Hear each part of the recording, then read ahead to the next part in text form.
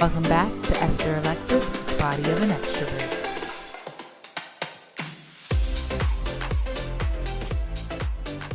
All right, y'all. Welcome back to Esther Alexis, Body of an Extrovert. Welcome to season 2, which is taking place during quarantine, which you would obviously know if you exist anywhere in the world. So obviously things are not going as planned, but I think a favorite quote of mine is that man makes plans and God laughs. Like, I had plans to live my best life in 2020 and God was like, but wait, hold on, wait, I got something for you. So, we did want to bring in the visual aspect into season 2, but we're doing that a different way than what we thought. So currently, I'm going to introduce our guest. Our first one to my left is Margaret, everyone. Is this my left? Yeah. No. Yeah. It's my left. That's your left. That's my right. It's my left. Okay, Margaret, would you like to introduce yourself? She said, don't you ever put me on the spot again. My name is Margaret. I am a social worker. And I'm not going to say much else because I'm pretty easy to find if I say too much else. Especially right now, since no one has anything to do. Nobody has time. Listen. And then below is one of our renowned, favorable guests, Lola. Look, I'm pointing to you correctly. You know what's funny is that I'm below you, you are to the right of me. And Margaret's down below. Really? Yeah. Girl, just stop pointing directions. Yeah, it's like the Brady Bunch right now. Like, I feel like Vanna White. I'm not even gonna lie. So, okay. We've had this conversation previously, and I thought I would bring it into the podcast realm because I think that people need to hear it. Like, I think that we need to, stop pitying ourselves in this situation. Not to say that we can't be frustrated with what's going on. However, I would really like to take the opportunity to be like, hey, like, we can make a positive of this negative. When life gives you lemon, make lemonade. Or in this case, when life gives you COVID-19, make content to post. Okay. So Lola's going to laugh me out of my thing again. I'm going to actually use my preacher voice for this. Please do. Please do. So I realize that in this period of isolation, a lot of us are kind of going stir crazy if you're the traditional extrovert or just used to your everyday routine. However, I've come to the conclusion, y'all, and here comes the preacher voice. Now, somebody told me, somebody hear it now. It's for somebody, the spirit is moving, the spirit is speaking. He done said to me, okay, that this is not a period of isolation, yes, Amen. but a period of transfiguration. Just like when Christ, ascended into the mountaintop and saw Moses, on the mountain. But no, seriously, in reality, I think that this is a period of progression, inspiration, and transfiguration, okay? I think that we can make the best of this situation. And I ask you to be my guest, particularly because I talk to y'all every day, but also because I think that we've had very good ideas as to how to keep ourselves from going stir crazy. I do think that part of isolation is a mental thing. It's a mental state of mind. But we've been able to implement things that we wouldn't be able to do in our everyday routines, our everyday lives, right? So take, for example, a lot of people want to learn a new language, right? So we were like, okay, well, how about we all download Duolingo, learn Spanish, and then commit an hour to learning Spanish? I think things like that help, no? Yeah, yeah, for sure. So then my question to you two is there anything else that you guys are doing that you find helps? Daily devotionals, which I did in my regular life, but I'm doing more of them because I can sit at my desk and be on my phone and not have to worry about anyone's looking at me on my phone while I'm working, and just I don't know, taking time into my day and just reading scriptures and stuff. Meditating on the word. Can I just say that when it comes to remote work from home, I feel like I'm actually more anxious because I feel as though they're watching me. And like, I know there's no one physically watching me, but the little camera hole is there. And I'm like, oop, they know I'm texting. They know I'm Amazon shopping. Like, they know. I'm sure they do. That's I not think your it's just job. because That's the feds. Yeah, I feel like I'm being watched, and so I actually take less breaks. I stretch less, like I chit chat less. Up until today, actually, where I was like, you know what? Let me just.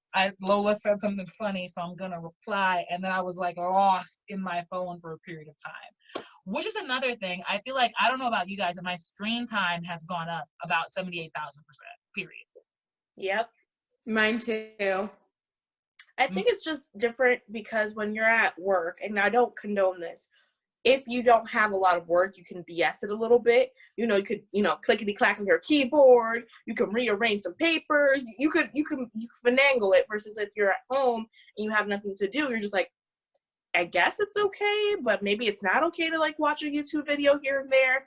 But I don't think you should feel bad about those breaks because those were breaks that you were still taking when you were working. I feel like I'm one of those people. People at my job probably think I'm like on drugs because I go to the bathroom so often. Same. But I cannot sit still. I need to get up at least 3 times an hour. It is not normal. Listen, we are human beings. We are social creatures. We're not meant to be glued to a desk all day. So you shouldn't feel like you have to do that in your own home. So take your breaks. Look at your phone. It's okay. The reality is, like, it's an unspoken thing, but like everyone knows that when you're working from home, you're working, but you're working on your time. You're not working on company time. Like you can work from home and work 6 to 2 as opposed to 9 to 5, but that doesn't mean you didn't work an 8-hour day, right? So like it's just you're working, but you're doing it on your time, and that is the incentive in working from home. Me, I guess because I'm introverted, I don't give a flip. Like like I don't feel watched, and also even if you did watch me, I know what I'm working, but I'm working on my time, and like I could be in the office not doing a darn thing all day long. Like I could just pretend to do something, and would that make you feel better? But like ultimately, I just like do what I'm doing, and I don't really. I feel like more comfortable at home. I don't know. It's probably because I'm an introvert, but like to me, I feel like less anxious working from home because like there's only so much I can do. It's not like I can walk down the hall to your office. You know what I mean? Like I'm just kind of like whatever. Like I'm gonna do what I can in the 8 hours I'm allotted to work and no more. That's it. And I definitely agree with you, and I do hope that people are being like cognizant of that, particularly companies and people who are like in positions of powers like supervisors, managers, etc. I say that because I know that particularly right now a lot of people are going through it in regards to layoffs, furloughs, and a lot of people are like pushing themselves to be a great employee right now so that they're not victim to that. But the fact is, we have to be patient with ourselves in learning that curve because it is a new learning curve. And then to hear the announcement that it's going to be for another 30 days, I think that's kind of when I fell back into, okay, dude, like, you're good. Don't push it, So that's a thing. But you were raising your hand, Lola? Yeah, I had a question and then I had a comment. It's gonna be a dumb question. What is furlough? I know I think I've heard it once, but it was like in reference to people who are incarcerated. So like now that I'm hearing that, I'm like, is that like a certain program where you're getting paid for not work? Like, what is it? Let me Google the definition to get it perfectly down, because I don't want to be like it's one thing. I know one of my friends got furloughed, but I can't say for certain that that's the definition for everyone. So let me get it for you perfectly. Thank you, Miss Esther. Girl, I'm telling you. Okay. So a furlough is a leave of absence, especially granted to a member of a team like the armed services or an employment team. So it's a granted leave of absence. And I'm not certain if you're paid or unpaid during that time. I think it's particularly for, to that company. It's particular to that company. I know where you're laid off, you get a severance package. Whereas when you're just cut, you're kind of just like, hey, man, good luck in all your endeavors moving forward. So I think that might be a better option for those who are able to be on furlough, which is paid or just paid or unpaid leave, and at least they have their jobs when they come back. I think that's the whole point of that. But maybe someone in the comment section will be able to tell us and specify on that. Okay, well, now we know, and I'm so grateful that, I mean, all of us are able to work from home. My job was kind enough to not only allow me to do that, but they've given me the technology, and I know it's really tough right now because people are applying for unemployment. They're backed up. There's thousands of applications, and who knows how long it'll take for a person to get approved. The stimulus check is, I believe, $1,200 for most people under $75,000 a year, and that they said like 2 to 3 weeks, but we don't know how long it's going to take, especially for those who don't, file their taxes on time for 2018, because if you haven't done 2019, we'll look at 2018. So I'm just grateful that we don't have like that financial fear hovering over our heads, and I'm really thankful to God, and I'm really thankful that you guys are in the same situation. I'm glad. And I'm going to use that as a transition.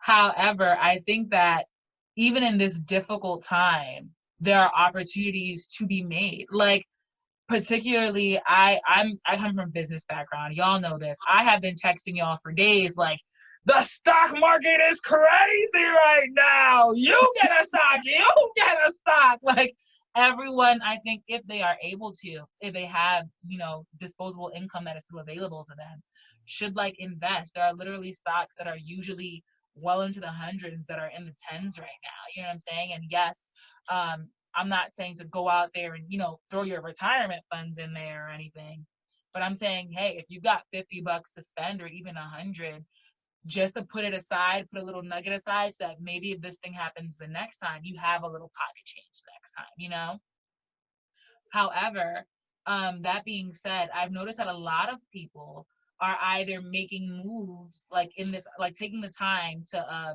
either create content, put themselves out there on a business platform or what have you. But then there's also people who are like, I have the time finally, and I'm just not going to do it. And not necessarily because they don't want to do it, but because they think that they can't do it. So I saw this quote on Facebook the other day, and this person goes, well, now there's no excuse as to why someone can't do something. Like, you have time that you didn't. Even if you're still working an 8-hour workday, your commute is now, like non-essential. It doesn't happen anymore. Like, you just have more time. So what do you guys think of that? How have you guys been utilizing your, freer time? So all the things that I wanted to do when we started quarantine, and I learned rather quickly that I had a whole bunch of time before the quarantine. I didn't apply it because I went through my list rather quickly. I think what I want people to feel is after the quarantine that their time is still there. I think this is the time to like make habits. You take this time to, implement this in your life so that when it's time for you to go back, you already have the routine. There's no excuse because you still have time. I was talking to somebody, she was like, you got to think about it. You go to sleep for like 8 hours a day. So that means you have how many hours in the day to just do whatever. And I'm like, that makes sense. If I wake up at 5 a.m. and I don't go to sleep till 9 o'clock, I'm awake about 14 hours. Is that what I'm doing is I'm just trying to build a routine, implement these things that I'm doing now. So when it's time for me to go back to work, it's just something natural. It's just like second nature or like muscle memory. Because like I did certain things and I'm like, why didn't I just do it? Like, I fixed my closet and it really took me like 20, 30 minutes. And this whole time I was huffing and puffing and it was done so quickly. It was just I'm me in my actually mind. shocked that your closet went that quickly. Like, my closets scare me. I feel like if I take them out, I'm not even kidding. If I take the clothes out of my closet, it won't be put back in there until December 2021, for sure. For sure. I'm serious. I'm so serious. Like, when I came back from Spain, my suitcase, like I opened it up, literally washed all the clothes, put all the clothes back in it because they went in different places and then never touched it. Like, but I agree with you. I think that the fact of the matter is a lot of people are coming to like terms with they do have the time to do things. And it's just a matter of getting it done, like making that list and not being so in a headspace that kind of traps you there. So what have you been doing, Margaret? It's really interesting and funny because I feel like I feel very differently. I still feel like I struggle to find the time to do like creative things. Even though I am home, I mean, my commute to work was never very long because I take public transportation. But I for reasons that I will get into later, I work late on the regular. So for me, I just feel like now that I'm working remotely, it's actually good for me because I feel like I actually cut my time on time. Although today I definitely worked late. So like today's not a good example, but I feel like I'm very good now at logging off at 5 and just being like, that's it for the day. But I'm like tired. Like I feel like I still haven't found, like I was just talking to my sister about this today. I feel like I still haven't found that groove where I wake up at this time and I'm productive in the morning and then I do my work and then I'm productive after I'm done with work and then I just repeat the cycle. I haven't found that groove yet. And it could be like that I'm in my head. But I haven't found it. But things that I want to do, things that I'm aspiring to do is to read more. I bought a new book and I have books that I have in a queue to read. I'm working my way through. I want to paint, but it's really hard. Like I'm having a first world problem of getting things delivered to me on time from Amazon right now. You know, they don't want to deliver my stuff, you know. So I'm having like a first world issue, but I want to do like more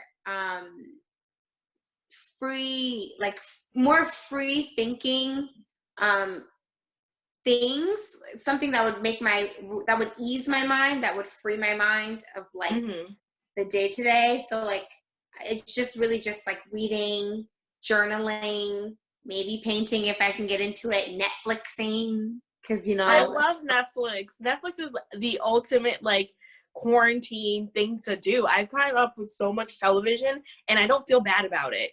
We just finished Tiger King and I need you to watch it, Esther. I'm not. And let me tell you why. Like, I cannot, because I know what I want to do. Like, similar to what Margaret has said, my thing is 2020 started out great for me, y'all. I think it's still going to be a phenomenal year. Yeah, it's a little abnormal, but I still have hope. But I think that I had a routine down. I'm someone who very much likes my routine. So when this happened, it was very much disrupted. Last week, y'all know this, I text y'all every day. I went through an entire season, almost 2, of Veronica Mars. Come on.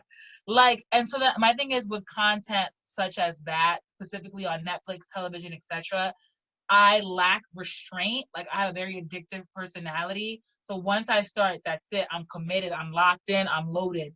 So in order for me to be productive the way that I need to be productive throughout this quarantine, I had to tell myself, like, we're not watching television. And so if I don't start on Sunday or Monday, then I just won't watch it throughout the week.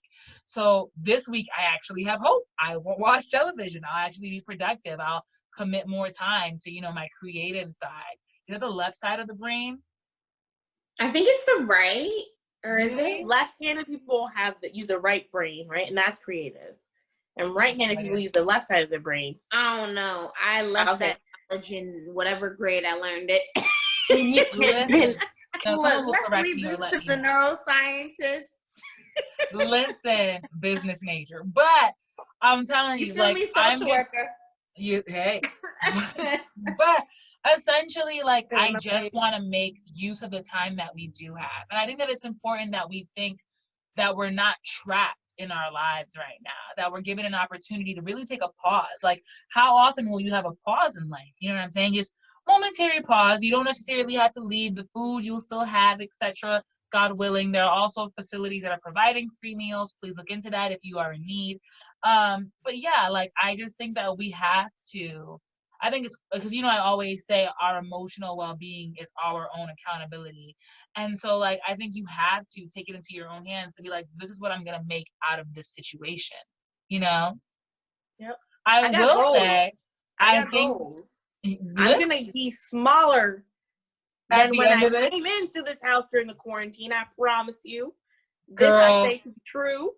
If I am lucky, I will be the same size, because y'all already know the first week of quarantine, I literally ate the walls of my home. I ate everything available to me. There was no stopping me. As long as I could chew it, I was eating it. Like it was. But you know what I will say though, because I know that we're social distancing. I don't know if you guys have heard of these statistics thus far, but just quarantine alone, just for the period that quarantine started within the United States, there has been a significant spike in dating apps, social apps, about I think 30%. There's new users, everything. Everyone is trying to socialize now because they can't go outside the way they used to. What do you guys think of that? How are you guys, a part of that wave if you are? You guys know that I've been off of social media since December 2019, or I think it was even November. I think it might have been November. Low-key. Don't even remember. But I did join a dating app, I don't know, maybe like a month ago. Literally not even COVID-19 related. I thought it was just a really cool app, and I've since deleted it. I just feel like a lot, not to change, like, well, it is the same topic. I just think in my mind, people are not used to being held inside, and not just physically in their homes, but I also mean being held inside their minds. Yeah. I think a lot of people are not inherently self-aware, and a lot of people don't know how to spend a lot of time by themselves. Yep. So I think it's increasingly difficult to have to sit in your room or to sit in your space wherever you are by yourself and like have to like think. I don't think people often do it. And I think that's why a lot of people are getting on Instagram and social and dating apps, because you're looking for companionship right now. I don't think it's just about like the social aspect of it. I think it's also about distraction. Oh, wow. I think it's mostly distraction. I have Tinder. What I do is like whenever I'm over it, you can put a thing where your profile isn't shown, so you don't have to keep deleting and then adding it and whenever you feel like it. But I think I'm gonna permanently delete it because I don't know if my standards are too high. I don't know what I expect men to look like, but a lot of them look like toads. No! And I just The disrespect. I'm sorry. Not a lot of men that I find attractive. And the few ones that I do, I feel like those are the ones that most people go after. But I have noticed it's just distraction. And it's like, I think that's a horrible manipulative thing to do, to say, I'm talking to you solely out of boredom. Please entertain me. And that's no way to start any type of relationship, whether it's a friendship or a romantic one. I think that's a horrible way it's using people. So I'm not using it just because I was doing it myself, because I'm like, oh, I'm just swiping right because I'm bored. How interesting can you be? And it's like, this is a person with feelings, and their job is not to entertain me, and vice versa. If I'm trying to communicate and start something, it's to the basis of the relationship, to get to know you, not simply like, can you make me laugh and make me smile, which is important. But I think we're such a like pleasure seeking society. Like when you're saying you're on Instagram, you're looking for that dopamine hit. Do you got that girl with the curvy body that you like? Or do you like this, funny little TikTok video or something like that? Everything's about making you happy. And Margaret said it right. She hit the nail with the head. She hit the nail with the hammer with the head. She hit the nail right on the head, baby. She hit the nail right on the head about people not sitting down and thinking. And your thoughts can be scary, but you just have to do it. You just have to sit down and be like, what am I doing with my life? What are my next steps? Well, then here's a question then, because I actually agree. I think that it is another means of distraction because they're not used to being taken away from their ordinary distractions. So then here's a question, because you both kind of like, well, Margaret's more so social work, and then you work with people, I think predominantly, Lola. Well, yeah. So here's my question then, for people who are seeking distraction and they need to kind of start this relationship with self, I think it's a great opportunity to start a relationship with self, to become more self-aware. What is the first step in doing that?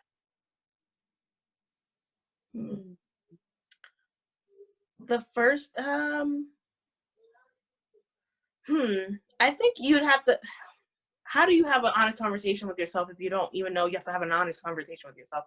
So, I mean, I think if you're at home and you just got a notification at your phone that you have like a 10% increase of screen time, I think that's a great way to start, saying, okay, I'm only going to use my phone through, Monday through Friday at 12 till 5 o'clock. I can check it so many times. I think it's doing something and seeing if you get tangible results. And then you eventually will say, okay, well, I dominated this. I already succeeded at this. What else can I change? Oh, I haven't worked out.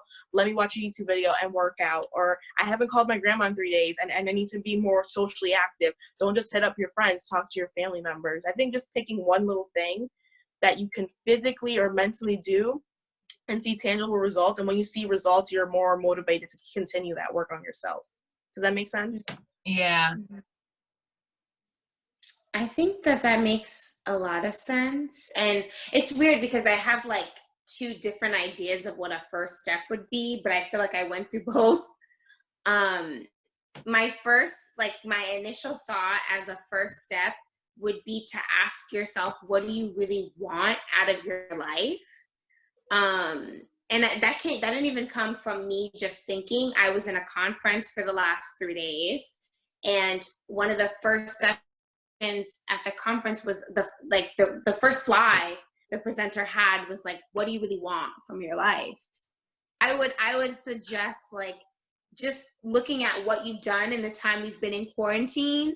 And if it's been like only being on your phone, only being on your iPad, only watching TV, like you only get up to pee or drink water or brush your teeth or shower, like you might want to just take some time to think of like other productive things you could be doing with this time.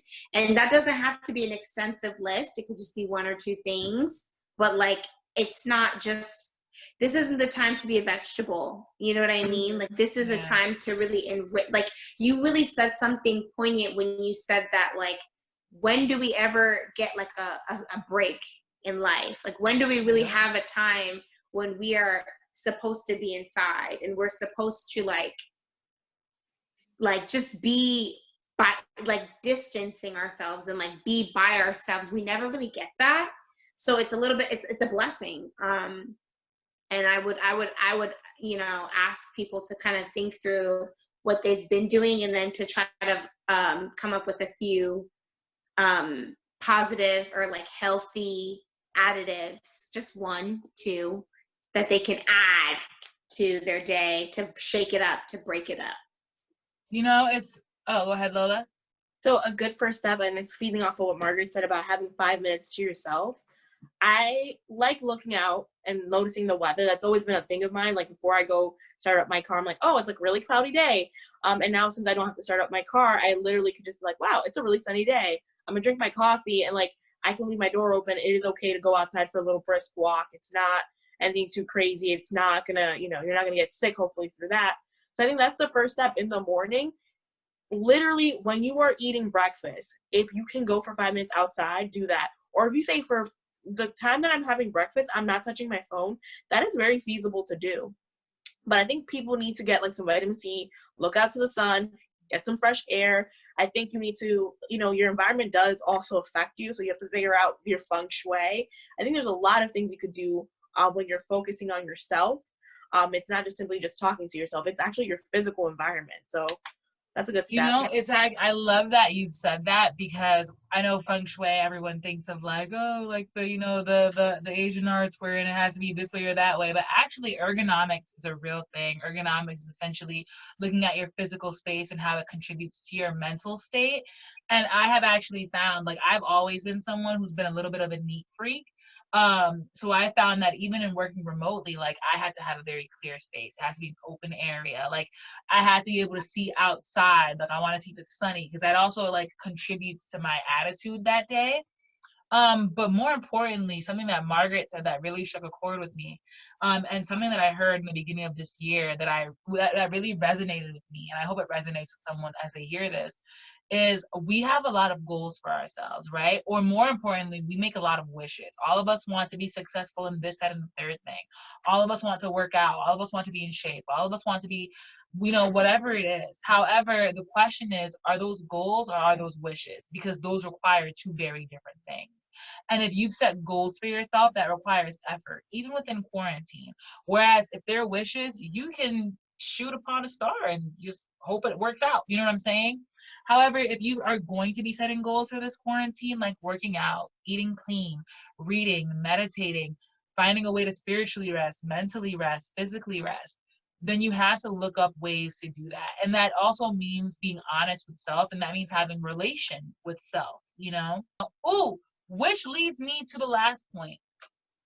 There is like, I think there's such a thing as toxic positivity, or forced or coerced positivity. I don't know about you guys. I definitely understand, particularly during this time, that there are people that are going to have it worse than others. Because you know, we have our healthcare workers working the front line and they're putting a lot out there, and we are absolutely grateful for them and we thank them. However, I think that it is absolutely okay if on an individual level, if you're just someone whose regular routine was disrupted, that you're allowed to vent your frustrations with that. I think that's very healthy. I think that we should very much so stop forcing the idea that, hey, there are people worse than you, so you should be fine. You should be grateful. I think that you're allowed to vent your frustrations. I think that you are allowed to feel any kind of way, because guess what? You're entitled to your feelings. I think that the way that you vent them, however, may be different, and you're not necessarily justified to put that burden on everyone else. However, you are allowed to feel frustrated because your routine has been disrupted. And I think that we need a period, I always call it a period of mourning, like not that you're dying or anything, but you need to mourn for that moment, your routine, and that little, like, you know, what you're accustomed to, in order to step into that new normal. I think that that helps. So perhaps moving forward, if there's anything that we take away from the podcast, it's not only that, you know, we're grateful to be here. There are opportunities that can be gained in here if we make them possible, if we make them goals and not wishes for ourselves. But also, it's okay to be frustrated. That's a normal thing to do. We need to feel out that emotion as well. Yeah. I agree. I Snap think them on one finger. something like I feel like you said such a beautiful statement when you said, like, it's okay to, well, you didn't really say it, but I'll say it in this way, that it's okay to not be okay right now. Mm-hmm. And I agree that there is such a thing as, like, I won't call it toxic positivity, because I don't believe positivity is ever going to be bad. True. It's innately good. That's why I went with So I'll say coerced positivity, right? Mm-hmm. And I actually was having a similar conversation to this with my sister and my cousin yesterday. And I think that I'm not on social media because of various reasons, but I think that we should all be giving each other the room to feel whatever it is that we're feeling in whatever way we want to feel it. Unless a person is directing something like mean or like mean-spirited toward you, I don't think we should ever be like coercing positivity onto people. Like, it is good to remind people at times that we're blessed, but there's a time and there's a place for that. Absolutely. I think right now, you know, I read an article, and I should probably like send it to you guys, and I don't even know where it is now, but they talked about how from where we started with coronavirus to now, we've gone through the stages of grief, right? Like, we actually are as a people grieving right now. Like, it's not finished, and like everyone's in a different place with it. But we've gone through like denial, anger, like sadness, like we've gone through that, or we're going through that. And you know, a lot of the thing about grief is that it doesn't just end in one way. Like, you can go through it multiple times.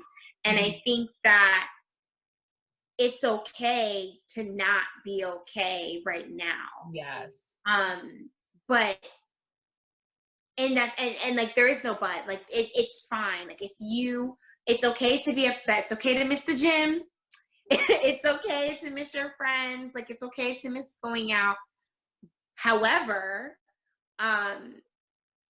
you know, I'm still gonna advocate for everyone to be safe. Now a moment. And I feel like now is the time to be thankful. Like, I think that's where I land in terms of like allowing people the room to feel how they want to feel how you want to feel. And I'm praying that we all ultimately end in being thankful for the fact that, thankful for the fact that we we experienced what we've experienced to miss it, and thankful for the fact that, like, God willing, we'll get to the other side where we can go back to doing what we were doing before this. Because like on the one hand, I mean, it's okay to not be okay, and there is no but and if ands or buts about that. And I'm just also hoping that while you're not okay, you can still find it in your heart to be grateful too. Yeah. And I think that, hey, two things can be true at the same time. You can be sad, but you can also be grateful. And that's just the fact of the matter. I can't, in regards to this entire podcast, it's really what it is. We are all going through something that I don't want to say is traumatic, but that will have long-standing effects, both financially on the economy, emotionally, physically for some people, mentally.